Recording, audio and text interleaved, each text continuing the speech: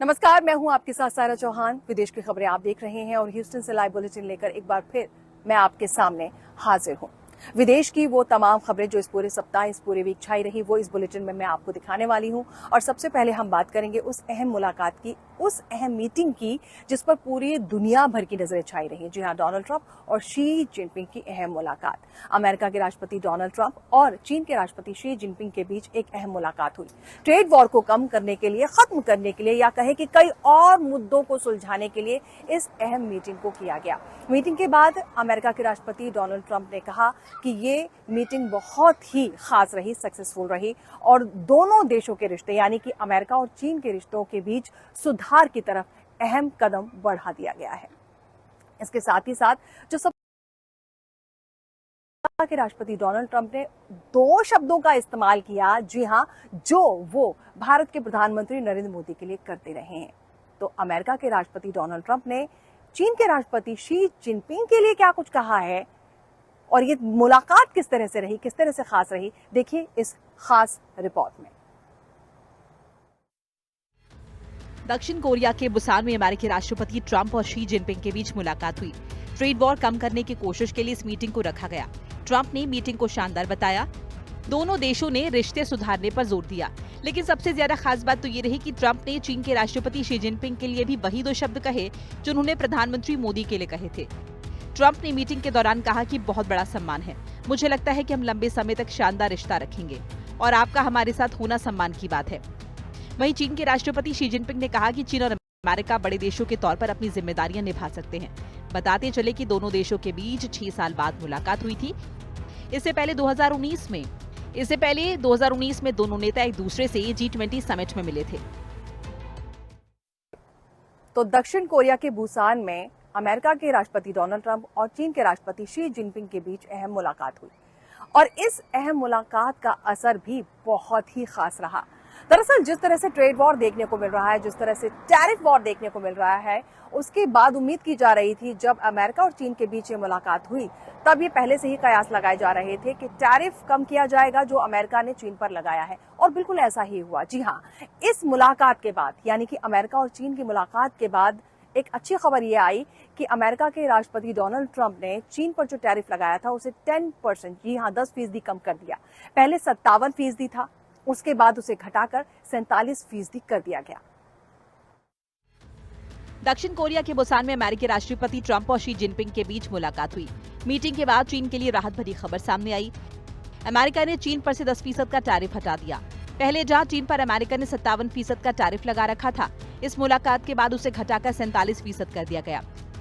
Trump ने खुद इस बात की जानकारी दी। ट्रंप ने साफ कर दिया कि वो चीन पर से फेंटेनाइल ड्रग्स पर से 20% टैरिफ में से 10% हटा रहे हैं। अमेरिकी राष्ट्रपति ने इस बात की घोषणा की कि वो अगले साल अप्रैल में चीन की यात्रा करेंगे। इस कार्यकाल में डोनाल्ड ट्रंप का ये पहला चीनी दौरा होगा, क्योंकि जब से उन्होंने अमेरिका की कमान संभाली है तब से वो चीन नहीं गए हैं और न ही शी जिनपिंग और डोनाल्ड ट्रंप की आमने सामने मुलाकात हुई थी। तो अमेरिका के राष्ट्रपति डोनाल्ड ट्रंप और चीन के राष्ट्रपति शी जिनपिंग के बीच ट्रेड डील को लेकर अहम मीटिंग हुई और इस मीटिंग के बाद बहुत कुछ खास निकल कर आया, या फिर ये कहे कि अमेरिका और चीन के लिए अच्छी खबरें निकल कर आई।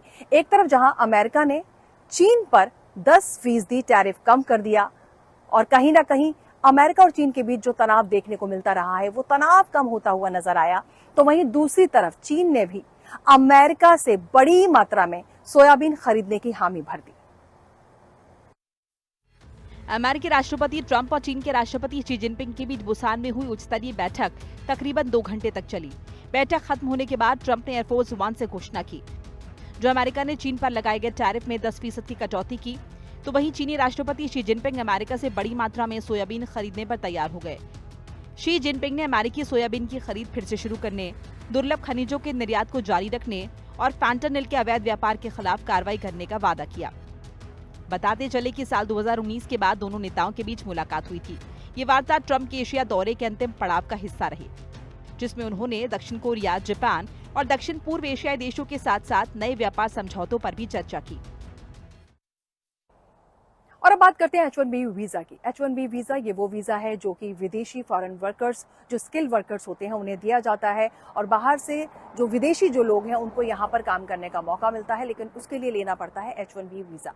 लेकिन H1B वीजा पर एक तरह से कहें कि मुसीबतें ही मुसीबतें देखने को मिल रही हैं। पहले अमेरिका के राष्ट्रपति डोनाल्ड ट्रंप ने H1B वीजा की फीस $100,000 कर दी और उसके बाद अब अमेरिका में एक ऐसा स्टेट है जिसने पूरी तरीके से H1B पर बैन लगा दिया है, यानी कि किसी भी फॉरेन स्किल्ड वर्कर को H1B वीजा नहीं दिया जाएगा। और ये एक तरह से कहा जा रहा है कि ये एक बड़ा कदम है। अगर फ्लोरिडा की तरफ से, अगर फ्लोरिडा के गवर्नर रॉन डिसेंटिस की तरफ से ये बड़ा एक्शन लिया गया है तो ऐसा कहा जा रहा है कि अमेरिका के कई और स्टेट्स भी H1B वीजा पर बैन लगा सकते हैं। जी हाँ, फ्लोरिडा गवर्नर ने निर्देश दिए हैं यूनिवर्सिटीज को कि सभी एकेडमिक और एडमिनिस्ट्रेटिव पदों पर अमेरिकी नागरिकों को जॉब दी जाए, ना कि विदेशी नागरिकों। वीजा के दुरुपयोग को रोक किया गया है। अमेरिका में यूनिवर्सिटीज, प्रोफेसर्स, रिसर्चर्स और टेक्निकल एडमिनिस्ट्रेटिव पदों पर विदेशों से हायरिंग करती है, लेकिन अब इस पर लगाम लगा दी गई है। फिलहाल ये कहा जा सकता है कि फ्लोरिडा में H1B वीजा वर्कर्स के लिए दरवाजे पूरी तरीके से बंद हो गए हैं। और चलिए अब आपको बताते हैं कि फ्लोरिडा में कितनी यूनिवर्सिटीज हैं जहां पर H1B पर हायरिंग होती रही है अब तक। दरअसल USCIS के 30 जून 2025 तक के डेटा को देखने से मालूम चलता है कि फ्लोरिडा में 1900 कंपनीज ने 7200 से ज्यादा H1B वीजा होल्डर्स को स्पॉन्सर किया। एजुकेशन सेक्टर में 78 कंपनीज और यूनिवर्सिटीज हैं जिन्होंने H1B वीजा पर करीब 700 लोगों को हायर किया। यूनिवर्सिटीज ऑफ फ्लोरिडा में 156, यूनिवर्सिटी ऑफ मियामी ने 90 और यूनिवर्सिटी ऑफ साउथ फ्लोरिडा ने 72 लोगों को H1B वीजा दिया। इससे पता चलता है कि यूनिवर्सिटीज किस तरह से H1B वीजा पर निर्भर हैं।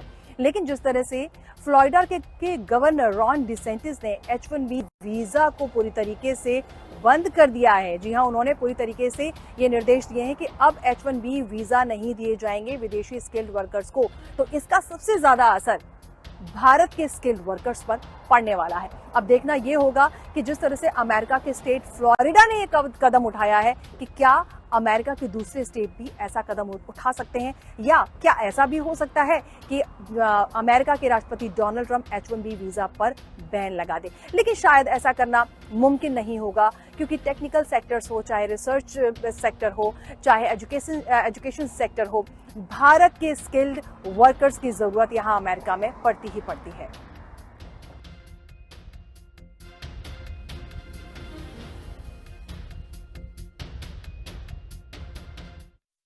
तो अमेरिका का स्टेट फ्लोरिडा अब H1B वीजा नहीं देगा और इसका सबसे ज्यादा असर जो विदेशी स्किल्ड वर्कर्स हैं, खास तौर पर भारत के स्किल्ड वर्कर्स, उन पर देखने को मिलेगा। लेकिन यहीं पर ही मुसीबतें खत्म नहीं हुई हैं। दरअसल ट्रंप एडमिनिस्ट्रेशन ने वर्क परमिट को लेकर कानून या नियम और भी ज्यादा कड़े कर दिए हैं। यानी पहले जब वर्क वीजा खत्म हो जाता था तो उसके बाद एक्सटेंशन मिलता था और आराम से यहाँ पर आज़ादी से रह सकते थे, आप अपना काम भी कर सकते थे। लेकिन अब ऐसा बिल्कुल भी नहीं होगा। जी हाँ, ट्रंप एडमिनिस्ट्रेशन ने वर्क परमिट को लेकर इस तरीके से नियम बना दिए हैं कि अब जो विदेशी स्किल्ड वर्कर्स हैं या जो स्टूडेंट्स वीजा लेते हैं स्टूडेंट्स, उनके लिए यहाँ रहना मुश्किल हो जाएगा। जी हाँ, इस फैसले से अब वो प्रवासी जो पहले बाइडेन प्रशासन की नीति के तहत वर्क परमिट यानी EAD की समय सीमा खत्म होने के बाद भी आवेदन लंबित रहने तक कानूनी रूप से काम कर सकते थे, उन्हें राहत अब नहीं मिलेगी। चलिए अब आपको ये बताते हैं कि EAD कौन लेता है और कौन ऐसे लोग हैं जिन पर ये असर पड़ने वाला है। जी हाँ, अमेरिका में एम्प्लॉयमेंट ऑथराइजेशन डॉक्यूमेंट यानी EAD उन प्रवासियों को दिया जाता है जिन्हें देश में अस्थायी रूप से काम करने की परमिशन दी जाती है। इसमें शामिल है asylum visa holder, H1B visa या फिर H1B वीजा के स्पाउस जिनको वीजा H4 दिया जाता है, F1 वीजा पर पढ़ रहे स्टूडेंट्स जो OPT के तहत काम करते हैं, वहीं green card holders, H1B, L1 और O1 वीजा धारकों को भी वर्क परमिट की जरूरत नहीं होती। बड़ी संख्या में यह फैसला भारतीयों पर असर डालेगा। तो ट्रंप एडमिनिस्ट्रेशन ने जिस तरह से वर्क परमिट को लेकर रूल्स सख्त कर दिए हैं, जो कानून है कड़े कर दिए हैं, उसके बाद खास तौर पर इसका सबसे ज़्यादा असर भारतीय लोगों पर पड़ने वाला है। वो स्टूडेंट जो यहाँ पढ़ने आते हैं, वो H1B वीज़ा होल्डर जो यहाँ पर काम करने आते हैं अपनी फैमिलीज़ के साथ, उनके लिए अब एक्सटेंशन लेना और या फिर वर्क परमिट की आगे की प्रक्रिया से गुजरना और भी ज़्यादा मुश्किल होने वाला है।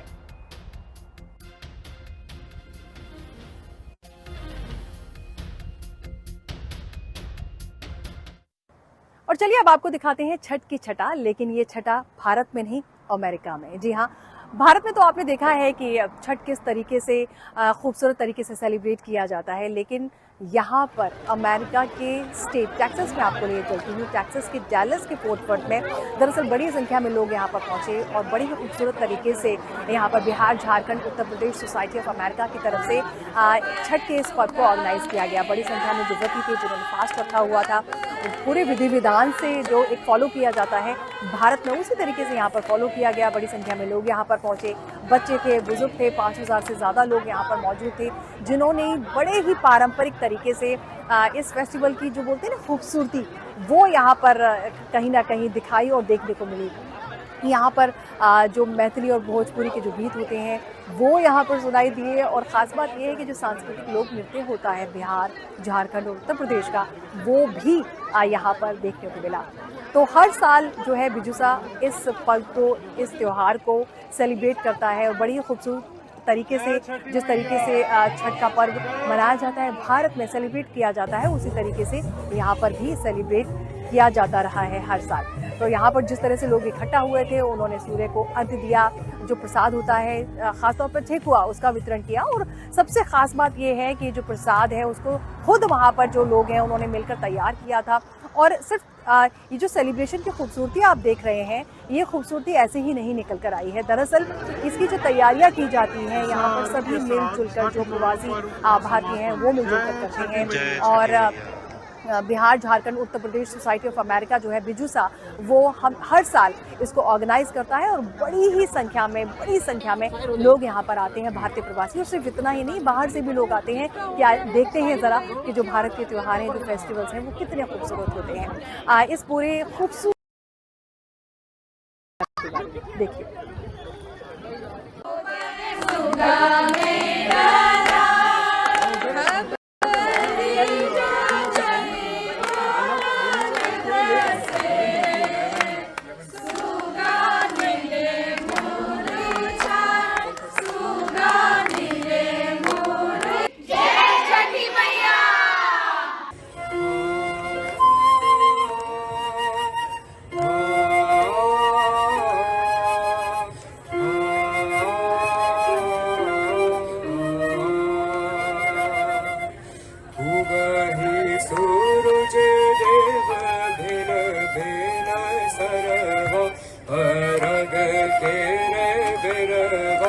पूजन के रे बिरवा हो, बरटी फूकारे देव दुनो कर जुरवा।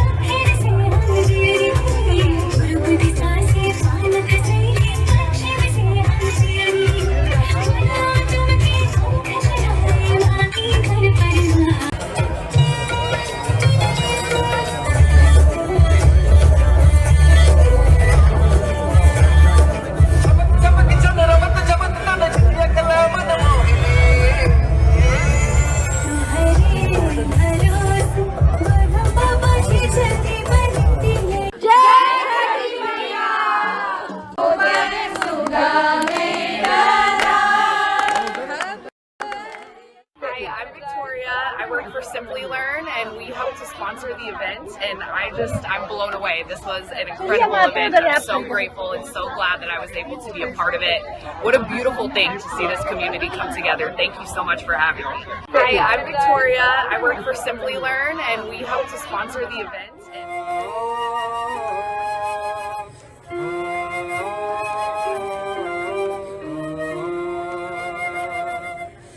And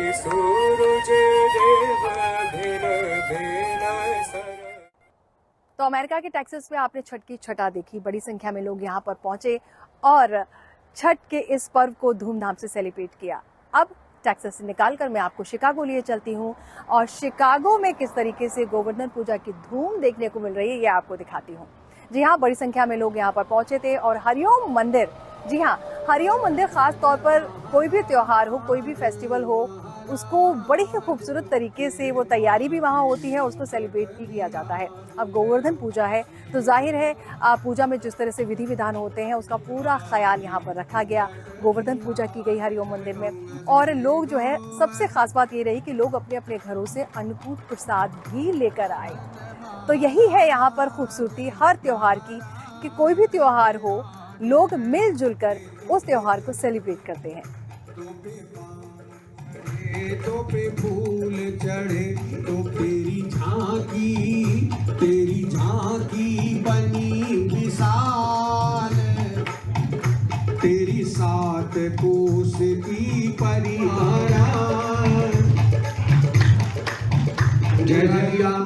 तो बोले ग्वाल बाल बोले लाला तने को स्नान कराने लग गए, लेकिन फिर बाद में कमर पकड़ कर टेढ़े हो गए। लाला स्मरण धुन सबको भाव से गाना और भाव के साथ स्तवन। श्री गोवर्धन महाराज महाराज, तेरे माथे मुकुट विराज रहो। श्री गोवर्धन तेरे माथे मुकुट विराज रहूंगा। श्री गोवर्धन महाराज महाराज विराज रहो।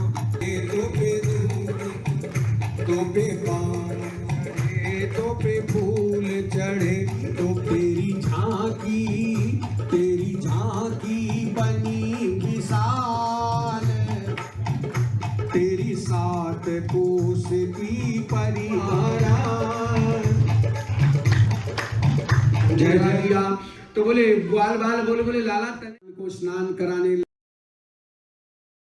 मंदिर में आज हम हैं शिकागो में, जहाँ अन्नकूट गोवर्धन पूजन का महोत्सव सेलिब्रेट किया गया। मेरे साथ में है आचार्य राम नरेश वाजपेयी जी। आपका बहुत बहुत स्वागत। मैं आपसे सिर्फ इतना जानना चाहती हूँ कि ये जो गोवर्धन पूजा है और हम इसको जो मनाते हैं, गोवर्धन पर्वत, भगवान कृष्ण, इसका जो सिग्निफिकेंस है आज आपने कथा में भी समझाया, तो इसको थोड़ा सा संक्षिप्त में हमारे दर्शकों के लिए बताएं, क्योंकि ये बहुत ही इम्पोर्टेंट है कि कैसे ये शुरुआत हुआ था। धन्यवाद बंदना झिंगन जी का और हिंदी खबर की ओर से। ये हमारी भारतीय संस्कृति और सनातन धर्म की ध्वजा है, जो आप बड़े सुंदर शब्दों के माध्यम से, इंटरव्यू के माध्यम से सारे जन जन तक पहुंचाते हैं। गोवर्धन पूजा का सब जगह अलग अलग अपनी अपनी प्रथा है, पर बेसिकल मनाया तो भगवान कृष्ण के द्वारा ही जाता है। भगवान कृष्ण ने गिरिराज पर्वत को, देखो भगवान कृष्ण जो है, भगवान कहते हैं कि सबसे बड़ी बात यह है कि भगवान की जो खुराक है वो है अभिमान।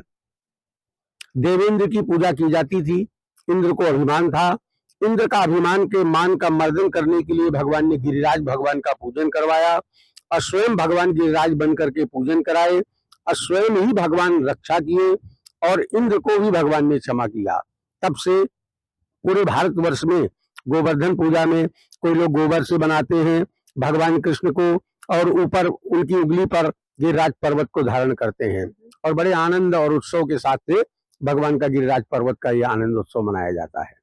और इसमें हम लोग भारत में थे तो कुछ एक कड़ी और चावल बनता था। हाँ। और एक जो शाक होते थे, जो नए सीजनल शाक होते थे, उसकी एक सब्जी बनाई जाती हाँ। थी। प्राय लोग क्या करते थे, साग की सब्जी, मूली वगैरह, हाँ। दूध से अभिषेक वगैरह सब कुछ जो गिरिराज पर्वत बनाकर उसकी पूजा करते थे गोवर्धन की, और बड़े विधि विधान से। अच्छा, सब प्रांत की भी अलग अलग बात है। बिहार में अलग, पंजाब में अलग, यूपी में अलग ये करते हैं। तो कढ़ी चावल तो विशेष ही है, जो आप देखेंगे भारतवर्ष में कहीं भी अन्नकूट का होगा तो भोजन प्रसाद में भी कढ़ी चावल का प्रसाद दिया जाएगा। गिरिराज भगवान का पूजन और 56 व्यंजन में भी गिरिराज भगवान, क्योंकि कढ़ी से भगवान कृष्ण की कथा भी जुड़ी हुई है। भगवान कृष्ण मधुमंगल के कढ़ी लगी हुई थी फेस पे, चेहरे पे, भगवान उसको चाट रहे थे, इसलिए लोगों को, जैसे कि कर्माबाई की खिचड़ी लोगों को लगता है बहुत प्रिय, ऐसे कढ़ी चावल का प्रसाद भी बड़े आनंद के साथ बांटा जाता है। आपका हमसे बात करने का बहुत बहुत आभार। सारे लोग जितने हिंदी खबर के माध्यम से जो देखेंगे, सबको बहुत बहुत अन्नकूट गोवर्धन की धन्यवाद और बधाई।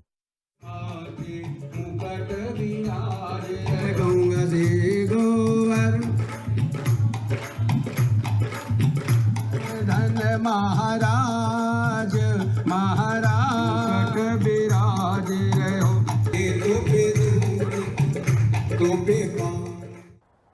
आप देख रहे थे विदेश की खबरें। ह्यूस्टन से लाइव बुलेटिन में बस इतना ही। अगले शनिवार ठीक 5 बजे एक बार फिर मैं आपके सामने हाजिर हो जाऊंगी विदेश की तमाम बड़ी खबरें लेकर। तब तक आप अपना बहुत बहुत ख्याल रखें। फिर से होगी आपसे मुलाकात, लेकिन आप लगातार देखते रहिए हिंदी खबर। नमस्कार।